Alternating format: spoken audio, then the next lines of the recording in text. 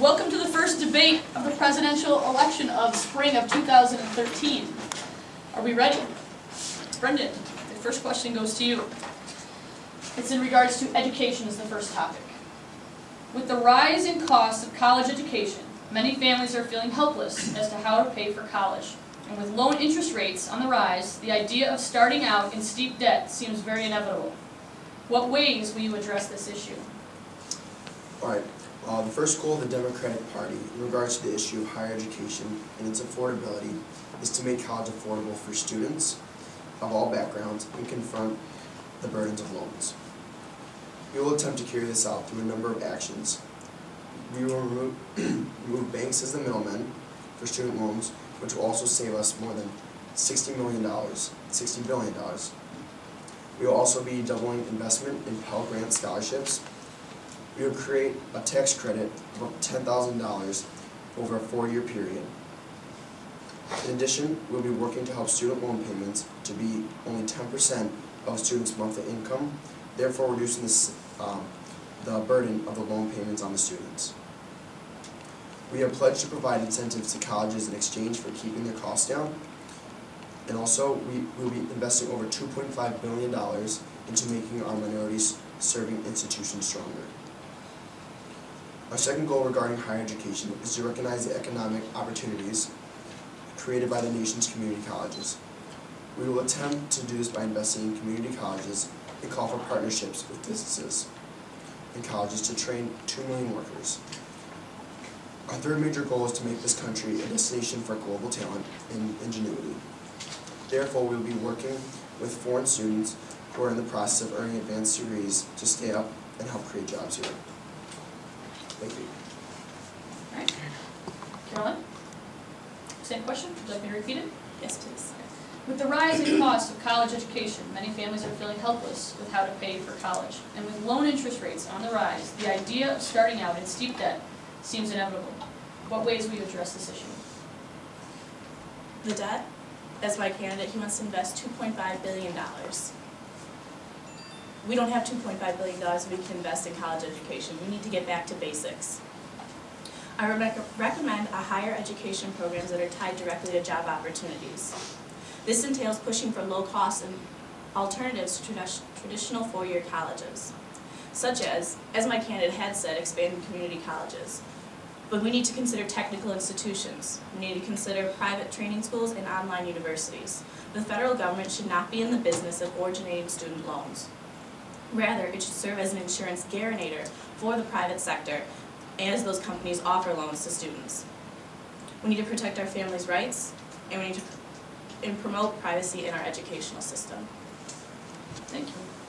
The second question addresses education as well. A lot of our nation's public schools are failing to meet the needs of all students.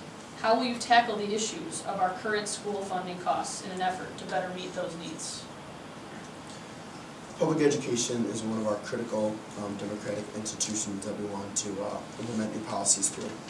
We are extremely committed to ensuring that every child in America has access to a world-class public education, so America can have the highest proportion of college graduates by 2020. To reach this goal, it will require us to achieve excellence at the entry level of our education system. This means we must close the achievement gap in our schools and make sure that every neighborhood in our country has the right sufficient education system set up. Children will be able to benefit from these high-quality education opportunities, and we will strive to bring these goals about by helping states and territories develop comprehensive plans to raise standards and improve instruction in our early warning programs. We will also invest in expanding and reforming Head Start. We will be expanding public school options for low-income youth, including magnet schools, charter schools, teacher aid schools, and career academics. We recognize that all students have different needs, and we will strive to have those needs met in any way possible. We will also save education, jobs, as well as creating a plan to prevent more teaching layoffs. This plan will include raising standards for the programs that prepare our teachers, recognizing and rewarding good teachers, and retaining good teachers in our education system. Caroline, would you like me to repeat the question? Yes, please. A lot of nation's public schools, a lot of our nation's public schools are failing to meet the needs of all students. How will you tackle this issue of our current school funding cuts in an effort to better meet those needs? To start off, the U.S. spends more than $10,000 per pupil in public schools for a total of more than $550 billion. That represents more than 4% of our GDP in 2010 alone. If my candidate chooses to put money into our educational systems to achieve a higher success rate in 2020, we're going to be in even more debt than we already are. Of that amount, federal spending was more than $47 billion. Clearly, if money were the solution, our schools would be problem-free. Clearly, funding is not an issue, and the allocation of those funds, however, has been the problem. When it comes to evaluating our teachers, I support reserving the high-quality teacher designation for those who achieve results in the classroom, as opposed to those who merely boast impressive credentials or tenure. I will back legislation that revises the current law provision, which, as is, identifies highly qualified teachers on the basis of their credentials.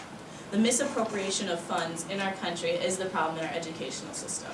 If my candidate chooses to spend more money, we're going to be more in debt, we're going to have less students that are graduating, and we're taking away from the family rights that I wish to promote and protect. Thank you. Brendon, based on the idea of education, do you have anything you would like to add?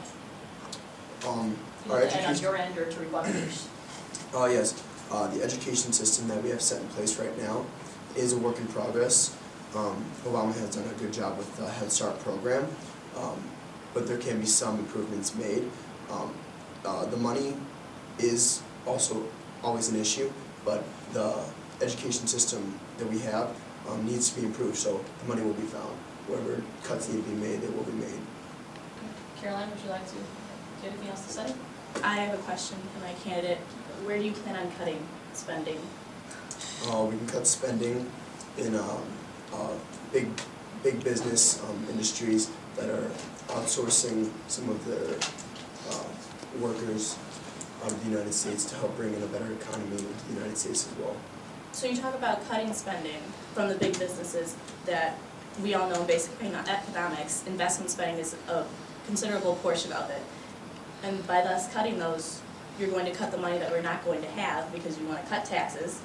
So less people are going to be putting money into our economy. And then if you want to cut investment spending, what other money are we going to have? After the big businesses, we increase taxes for the outsourcing and bring in the local economy up. Then the education system, hopefully, once we innovate it, will actually bring in its own investment due to the education of the kids and when they're getting their jobs in the national economy. Okay. Anything further? Okay. We are going to move on to the topic of foreign affairs. With current concerns, and this one goes to Caroline first. With current concerns about North Korea's nuclear missile threats, if North Korea declares war on South Korea, what part, if any, will the U.S. play in containing North Korea's communist ways? The United States simply must defend and support her allies. And strong national defense is the pathway to peace, economic prosperity, and for the protection of those yearning to be free. South Korea and Japan's proximity to North Korea necessitates United States action to prevent North Korea's communist and nuclear weapons from invading the peaceful democracies. Okay. Brendon, would you like me to repeat the question? Yes, please. With current concerns about North Korea's nuclear missile threats, if North Korea declares war on South Korea, what part, if any, will the U.S. play in containing North Korea's communist ways? Unlike my opponent, we do not want to send all of our soldiers who have just been in the war in Iraq and Afghanistan right into North Korea. So if worse comes to worse and the tension in North Korea reaches the point of war with South Korea, then I want to stress one thing above all else, is I will not send any more of our men and women to fight into any such conflict. America under my leadership will not be a part of another war, and I will not allow any more Americans to die overseas, like many we've lost and are still losing over the past few years in Iraq and Afghanistan. However, despite not participating directly in the war, as allies, I will strive to help South Korea in any way possible, providing aid and supplies as needed. We will work together with the South Koreans to set up refuge camps to take in and help any North Koreans fleeing from their country and provide proper care for them. In any conflict with North Korea, the one thing we should remember is that our enemy is not the people of North Korea, it is the government, which the people are also a victim of. Second question, Caroline. President Obama has said without a doubt that the U.S. will support Israel against terrorism. That the need for Israel to preserve itself as a Jewish state is important. Do you feel you will go along with the current president's sentiment on Israel? And is there a limit on how far the U.S. will go to protect Israel from terrorist regimes should you be elected? Should I be elected, I would encourage that America protect Israel in the same manner that it would protect Illinois or California or any other U.S. state. Israel is America's strongest and most loyal ally in the Middle East. Losing Israel would be a loss of a biblical proportion. I believe that we should support our longtime ally Israel, both politically and militarily, and that we should not pressure them to make any concessions to the neighboring countries that are trying to destroy them. Time is not an option that we have. Consider Syria or Libya under the current administration and how his decision to talk led to other altercations in that country and many deaths. We need to defend Israel now, and if I was elected, I would defend Israel now to promote that country and keeping our strongest ally in the Middle East. So just to be clear, you would go along with what President Obama feels about Israel? Yes. Brendon, would you like me to repeat the question? No thanks. We will stand by Israel, just as McKenna said, but somewhat in a different fashion. The importance of Israel as a Jewish state, as Obama has said, simply cannot be overstated. However, Israel is no longer a fledgling nation. Their military has risen in power over the years, and to be frank, they're big enough to fend for themselves. Just as in a hypothetical war between North and South Korea, we will stand firmly behind Israel in any conflict it faces. But we do need to limit ourselves to humanitarian aid and funding, and not send our troops to be involved in such a conflict, unless the conflict decides to involve us. Because our rising debt, we have to account for helping our nation first, and letting Israel figure out what it needs to do. And then that way our spending isn't going all into our troops being sent off. Caroline, would you like to say anything further or ask your candidate, or excuse me, the Democratic nominated questions in regard to foreign affairs? How do you plan on protecting these countries and defending them if you wish to cut the spending of our military forces? Cut the spending does not mean we're going to completely zero out the spending of military. We can do, like I said earlier, refugee camps. We can help out with getting people out of the country that need to be out, and we can set up programs to aid the country in need without spending an overly amount of money into having a full-fledged attack. Brendon, do you want to say, did you want to ask her any questions, or? Yes, sort of the same question. You were talking earlier about the issue of money in the United States and the debt. How are you going to account for the amount of money it will take to have a full-fledged attack of this?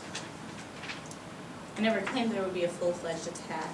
I am asking that our government goes and defends the countries such as Israel and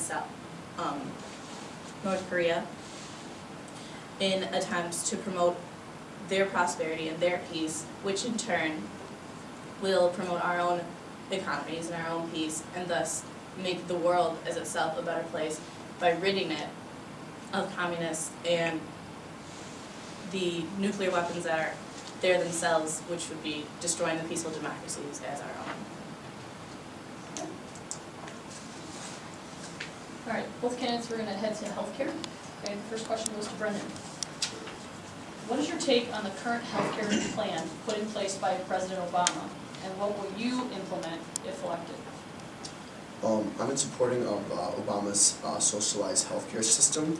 I think it is a positive step toward a better America, and every American has the chance to have a better well-being with this program.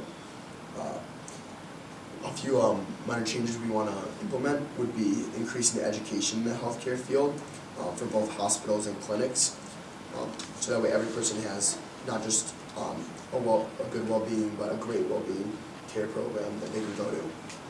The Republican budget plan would end Medicare as we know it and adamantly oppose any efforts to privatize or voucherize Medicare.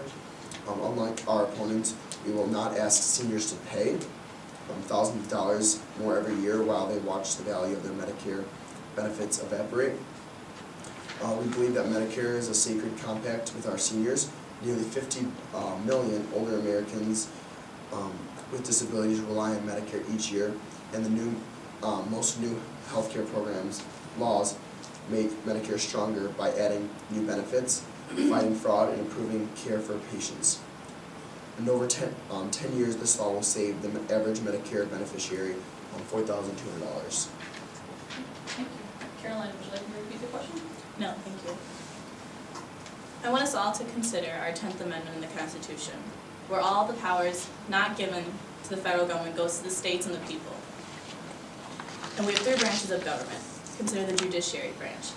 4 Supreme Court justices disagreed and dissented with Obamacare, calling it unconstitutional because it required private citizens to purchase insurance.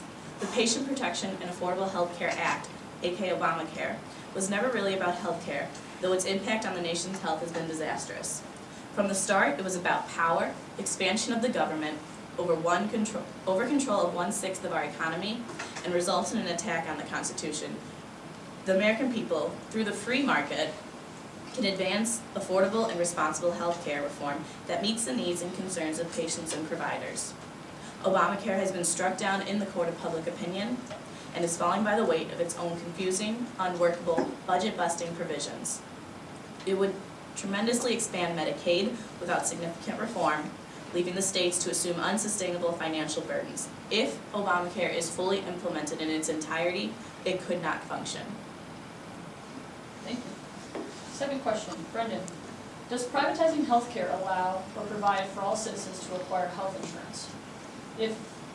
If not, does a universal healthcare system skew our vision of a capitalist society because there are concerns that we are taking a socialist turn in our approach? Now, you mentioned in your original answer that you were supporting his socialist view of healthcare. Can you address that topic? Sure. I believe privatized healthcare gives medical attention to the fortunate and the fortunate only. The lower class people that would be affected by this healthcare would have very inadequate healthcare under this policy. The socialized healthcare provides every citizen in the U.S. with the accessibility to healthcare, which is what we need.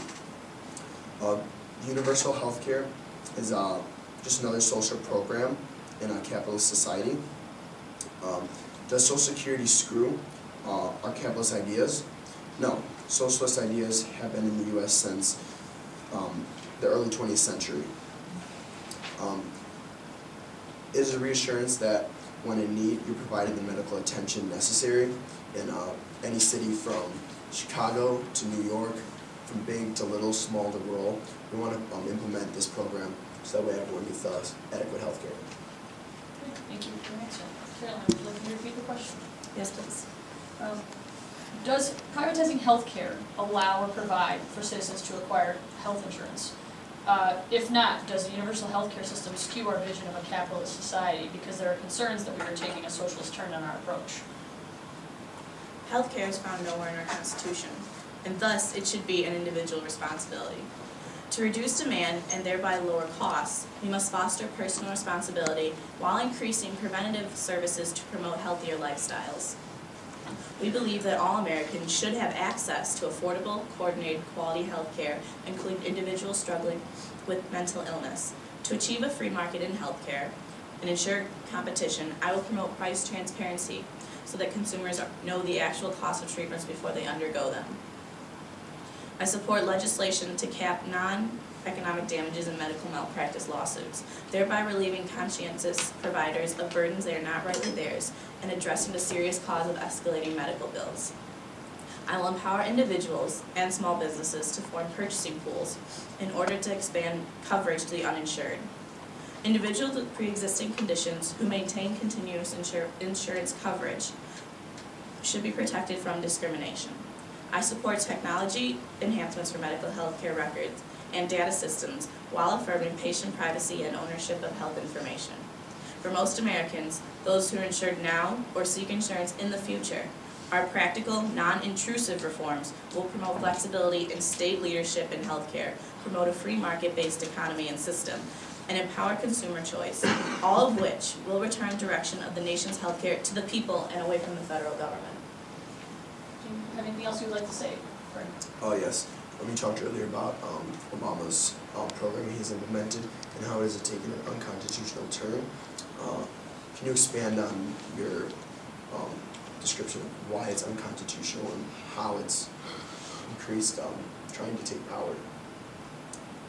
Obamacare asks individuals in the country to purchase healthcare, purchase insurance. They're required to do so.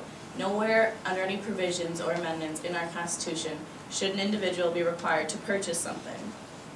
It goes against their rights and their freedom. They're required to purchase insurance in the United States. Okay. Did you want to say anything to what she said, or Caroline, did you have anything to add or anything to ask of Brendon in regards to healthcare? Okay. Now at this point we'll take our final statement, maybe a minute and a half. Caroline, you'll have the first opportunity.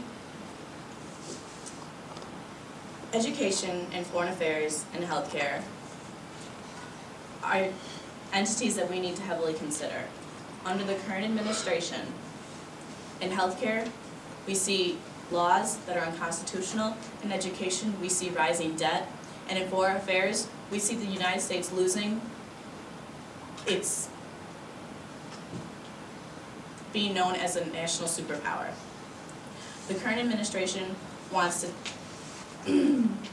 increase spending, consider the debt that we already have in the trillions of dollars. He wants to decrease spending in the military, and consider North Korea and Israel. We need to defend them in their entirety. And he wants to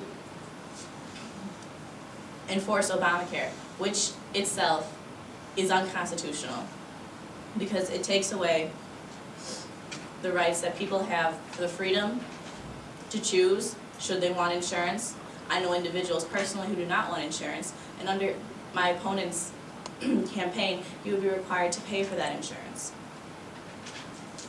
Under my administration, I'm going to promote the freedom of choice and putting power back into the individual of this country. Thank you very much. Brendon. Healthcare, foreign affairs, and education are all pertinent issues that need to be addressed right when I get into office. We're going to make healthcare affordable for everyone with the expansion of Obama's Head Start program. Our soldiers are going to stay home for Christmas. They're not going to be leaving. And we're going to be lowering the loans for the education system, so that way we're going to have more affordable education in our colleges. This is not a handout program that we're going to be setting up. A lot of places, our Republican ideals are set on, here you can have this, you can have that, and they're not given, people aren't given the opportunity to find their way to the top.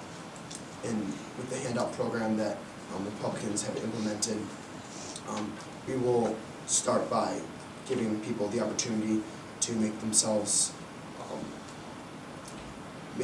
better in our nation. Thank you.